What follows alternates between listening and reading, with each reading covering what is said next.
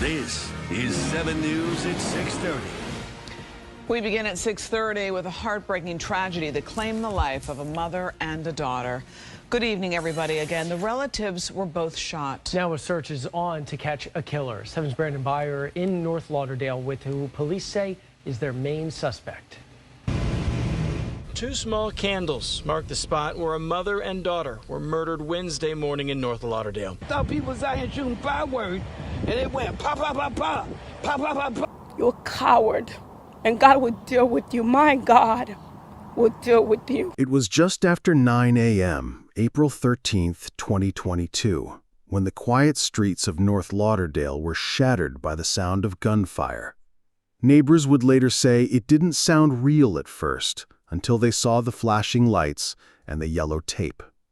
On the ground outside her own townhouse, 32-year-old Jennifer Belloni. Just steps away, her 15-year-old daughter, Anastasia. Both shot several times, both beyond saving.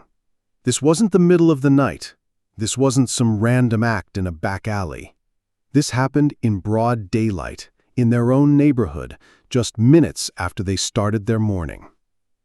Detectives quickly learned this was not a case of mistaken identity. The man they suspected was no stranger.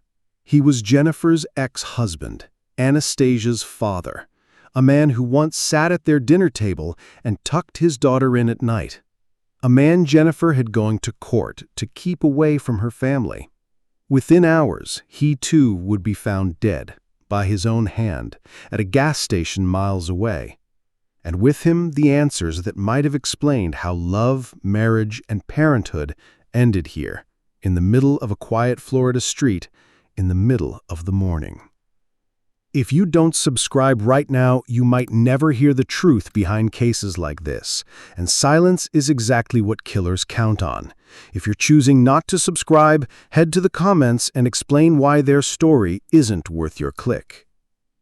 The morning of April 13, 2022, began like any other for Jennifer Belloni, a 32-year-old single mother working hard to build a safe, stable life for herself and her children. She was devoted, resilient, and nothing less than determined. Just a few years earlier, Jennifer had made the difficult decision to leave a marriage marked by fear and control. By 2020, the divorce was final.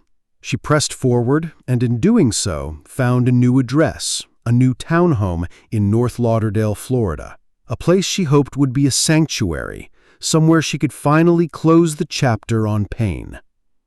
Friends described Jennifer as the kind of woman who put everyone else first, a manager, a caregiver, a mother who kept her daughter's world spinning around her needs. At work, she was known as dependable and caring. At home, she was the glue that held her family together. In settling into her new neighborhood, Jennifer hoped the worst was behind her. She took pride in the small things: morning routines, school runs, planning summer trips, and dreaming with her daughter about college and the life they'd build together. But on that spring morning, everything changed.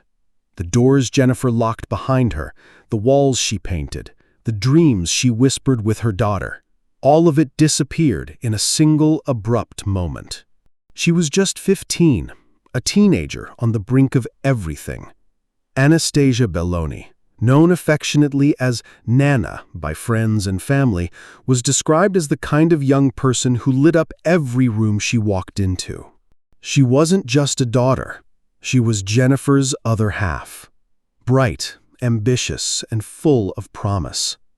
She had dreams of school, of weekends out with friends, of a future her mother was fiercely working to secure. In the hallways of her school, she was known for her smile, her laughter. There are snapshots frozen in time, warm family photos, school portraits, birthday celebrations, where her eyes sparkle with hope. Friends who knew her say Anastasia had plans, small ones, everyday teen things, attending prom, college applications, family vacations.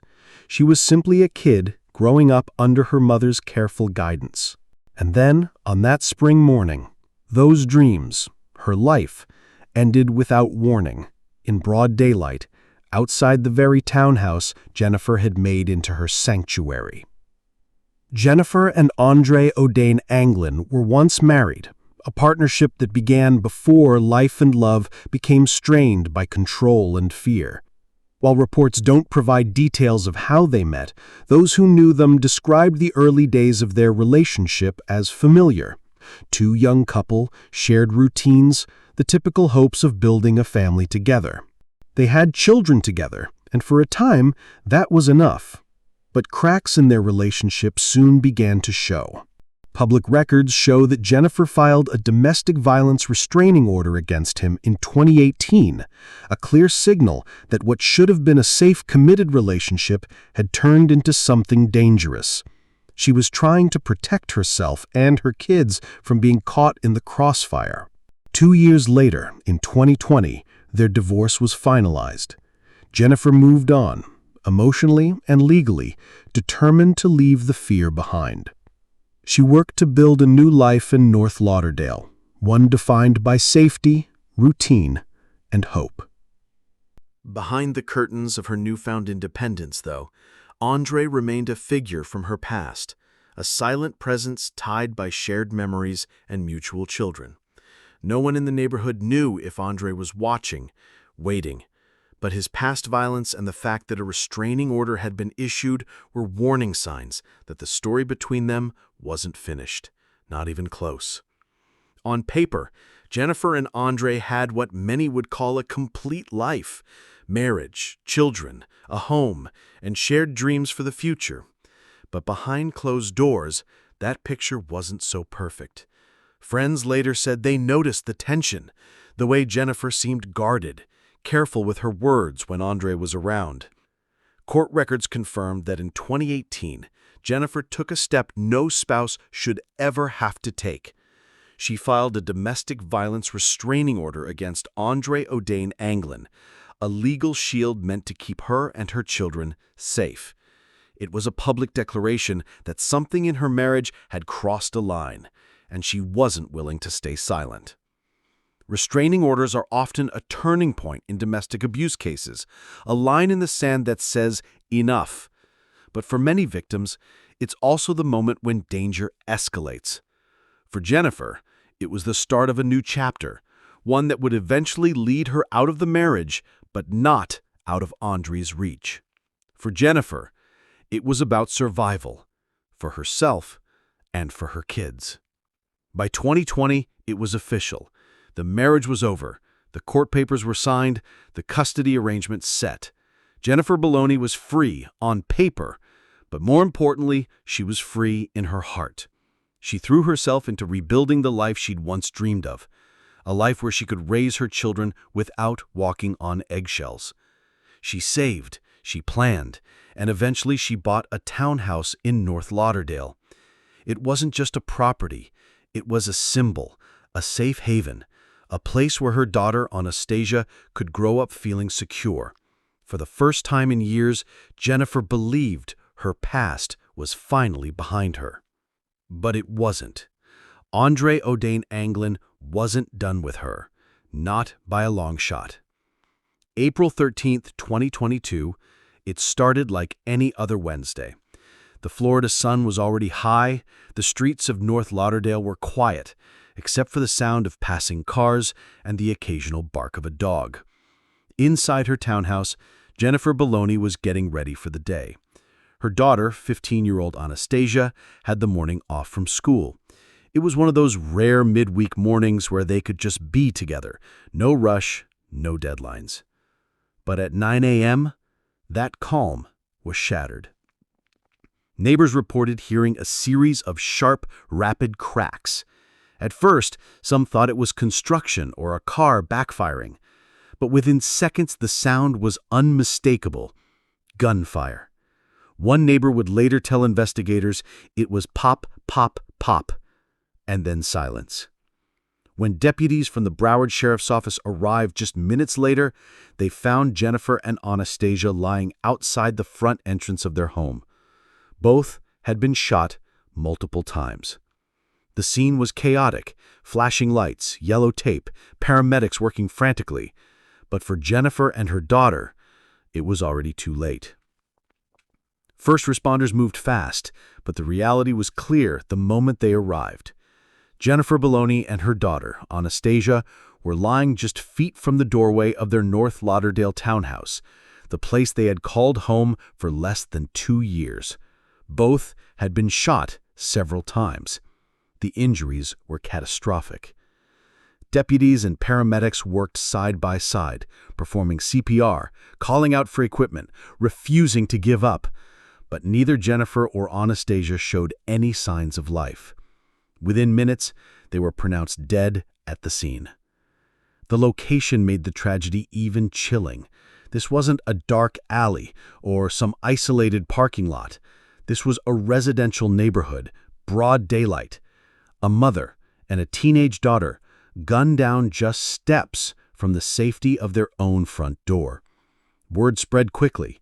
Neighbors came outside, some in shock, some in tears, watching from behind the yellow crime scene tape. For those who knew Jennifer, the question was immediate, and it wasn't who could have done it, but whether the person they all feared might be responsible had finally followed through with his threats.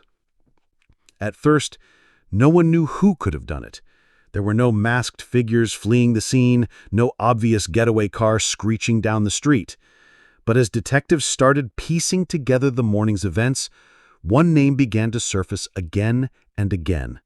A name that was all too familiar to Jennifer's friends, her family, and even law enforcement. Within hours, suspicion had turned to Andre O'Dane Anglin, Jennifer's ex-husband, the father of one of her children, and a man she had fought for years to keep out of her life. If you think violence like this only happens in the news, you're wrong. It happens in neighborhoods just like yours. Subscribe so these warnings don't come too late. And if you still refuse, tell us in the comments what makes you feel safe enough to ignore this. Detectives canvassed the neighborhood, moving door to door, asking if anyone had seen or heard anything unusual. It didn't take long for stories to match up. Several witnesses reported seeing a man walking quickly away from Jennifer's townhouse right after the shots were fired.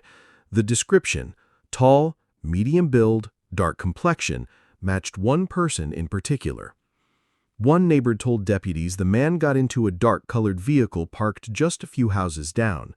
Another recalled the way he glanced over his shoulder as if making sure no one was following him before climbing inside and pulling away. The details were enough for investigators to put out an alert. They were looking for Andre O'Dane Anglin, and now they had reason to believe he was armed and dangerous. Back at the Broward Sheriff's Office, investigators began pulling records, and what they found only reinforced their suspicion. Jennifer had a documented history of domestic violence complaints against Andre Anglin. In 2018, she filed for a restraining order detailing incidents of threats, intimidation, and physical abuse. Court records showed she had tried to keep him away, legally and physically, for years. For Jennifer's family, the thought that Andre could be responsible wasn't shocking. It was terrifying confirmation. They had feared this day might come, and now it seemed every warning sign they had ever raised had been ignored until it was too late. With witness descriptions in hand, detectives turned to technology. They pulled surveillance footage from businesses along nearby roads, scanning frame by frame for the dark-colored vehicle neighbors had described. Within hours, a match popped up, a sedan leaving the neighborhood at the exact time of the shooting. Automatic license plate readers mounted on patrol cars and at intersections pinged almost immediately. The system tracked the car heading north, crossing into Palm Beach County. Deputies relayed the information in real time, tightening the net. This wasn't just a manhunt anymore. It was a race to catch an armed suspect before anyone else got hurt. The deeper detectives dug, the clearer the picture became. This wasn't an act born out of sudden rage. It had been building. Days before the shooting, Andre Anglin's vehicle was caught on neighborhood surveillance cameras cruising slowly past Jennifer's townhouse. Not once, not twice, but multiple times. On one recording, he drives by, disappears for a few minutes, then comes back again. On another, He parks for nearly half an hour, never getting out, just watching. Cell phone tower data told the same story. Andre's phone pinged off the same sector towers near Jennifer's home in the early morning hours and again in the evenings, sometimes minutes after she returned from work or dropped Anastasia at school. He was there, he was close, and he wasn't staying away. For investigators, it painted a chilling pattern, one that matched the fear Jennifer had described in her restraining order years earlier. She had told the courts he was controlling, that he would follow her, that she was afraid he might snap. Now those warnings had become proof. Andre had been stalking her, preparing for something no one else could see coming, until it was too late. But before police could bring him in, the manhunt took a tragic turn. The trail came to an end on an otherwise ordinary afternoon in Fort Lauderdale. Officers, armed with fresh surveillance leads, closed in on a gas station just off a busy intersection. Parked near the far end of the lot was a dark sedan, the same make, model, and license plate number they had been chasing for nearly 24 hours. Marked units moved into position, blocking the exits, while unmarked cars edged closer. But before law enforcement could make their approach, a single muffled gunshot echoed from inside the vehicle. Witnesses at the pumps froze. Officers rushed in. Inside, behind the wheel, was 38-year-old Andre O'Dane Anglin, unresponsive, a handgun still in his lap. The wound was self-inflicted. In an instant, the manhunt was over.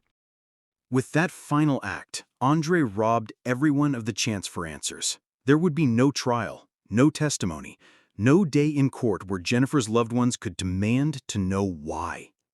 Instead, the truth, whatever it was, died in that driver's seat. What remained were the cold facts: a mother and daughter gone, and the man accused of killing them choosing to end his own life rather than face justice. In the days that followed, North Lauderdale was draped in grief. Neighbors, classmates, and strangers who had never even met the Baloney's gathered for candlelight vigils, their faces lit only by the flicker of tiny flames. Tears mixed with the smell of melting wax as prayers filled the night air. Outside Anastasia's school, a memorial grew by the hour. Balloons, flowers, and handwritten notes from friends who described her as the light in every room lined the fence. Teachers stood quietly nearby, some holding back tears, others openly weeping. Jennifer's family spoke to reporters with voices trembling, not from fear anymore, but from the weight of a loss that would never heal. They remembered her strength, her courage, her fight to give her kids a better life. And they pleaded for anyone living in fear to seek help before it's too late. If you can listen to this and still not hit subscribe, ask yourself why. Is it because you think stories like this will never touch your life? Or because you believe someone else will speak up? Write your reason in the comments, because one day it could be your loved one's face on the news. In the weeks after Jennifer and Anastasia's murders, conversations across Broward County turned to one unsettling reality. Restraining orders don't always protect the people they're meant to save. Jennifer had done what so many victims are told to do. She went to court, she spoke up, she put it in writing. And in 2018, a judge granted her a domestic violence restraining order against Andre. But on April 13, 2022, that piece of paper could not stop bullets. According to the National Coalition Against Domestic Violence, nearly half of all female homicide victims in the United States are killed by a current or former intimate partner. And the danger doesn't always fade after the relationship ends. In fact, the period right after separation is often the most deadly. Studies showed that the risk of homicide for women leaving an abusive relationship can increase by as much as 70% in the weeks and months after they leave. For Jennifer, the restraining order was supposed to be a line Andre could not cross. But when an abuser is determined, the law often reacts instead of prevents.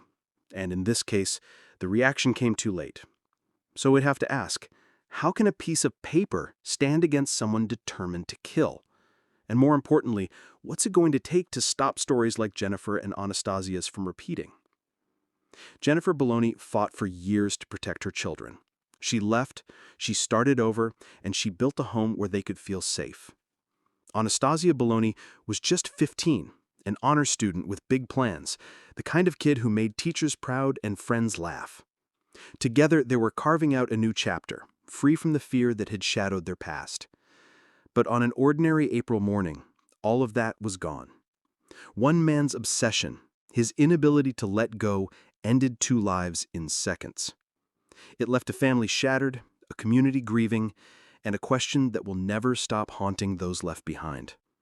Was this tragedy inevitable, or could it have been stopped? And if it could have, why wasn't it? If you've stayed with me through this story, you know how much work goes into bringing you the full truth. Hours of research, piecing together timelines, reviewing court documents, and speaking with people connected to the case. It's not easy, and honestly, some nights I can't sleep after what I read. But I do it because these stories matter, because Jennifer and Anastasia deserve to be remembered for more than the way they died. And because if even one person sees this and takes steps to protect themselves, then it's worth every minute. So if you're still watching and you haven't subscribed, ask yourself why. Is it because you think stories like this will never touch your life, or because you believe someone else will speak up? Write your reason in the comments. I want to hear it. And if you do believe these stories matter, hit subscribe right now. Not for me, but for the voices that can't speak anymore.